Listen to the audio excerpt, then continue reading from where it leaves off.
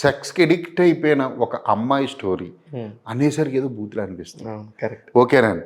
అదే మనకి స్కర్ట్లు వేసుకుని తిరిగే వాళ్ళు కనీసం పట్టించుకోవడం కూడా పట్టించుకోవాలి అవును. సినిమాల్లో నేను చెప్పేది. ఎందుకు మన అలవైకుంఠపురంలో దాని మీద పాట కూడా అది ఉంది. ఉంది. మొత్తం అదే అంటున్నా నేను. అంటే ఇది మైండ్ సెట్ తాలూకు భయం తప్ప నాకు మీరు నిజంగా నమ్మరు. ఇండస్ట్రీ తరపు నుంచి కానీ మీడియా తరపు నుంచి కానీ ఆడియన్స్ నాకు 1,00,000 వరకు ట్యాగ్స్ వచ్చినాయి నాకు. సినిమా రిలీజ్ అయిన తర్వాత 1,00,000 పైనే ట్విట్టర్లో కానీ ఇన్స్టాగ్రామ్ కానీ ఒక్కడు నెగిటివ్గా మాట్లాడదాన్ని లేదు. అందరూ కూడా ఎంత బాగా డీల్ చేశారు డైరెక్టర్ ఆ విషయాన్ని. ఎంతో సెన్సిటివ్ ఇష్యూ అది. దాన్ని డీల్ నాకు చాలామంది ఒక లెక్చరర్ అయితే ఒక ఆర్టికల్ రాసి పంపింది నాకు ట్యాగ్ చేసి. సూపర్. ఆవిడ అంటే చదువుకున్న వాళ్ళకి అంత తెలుస్తుంది కదా ఇది అందులో ఉన్న బాధ అనేది. కానీ నాకు మీరు ఆర్ఎక్స్ హండ్రెడ్ టైంలో బాగా గుర్తు. సినిమా రిలీజ్కి 3 రోజుల ముందు చూసాను నేను సినిమా. చూసి ఒక్కసారిగా అజీబుబుత్తిని కౌగిలించుకొని అరే ఏంటి సార్ అసలు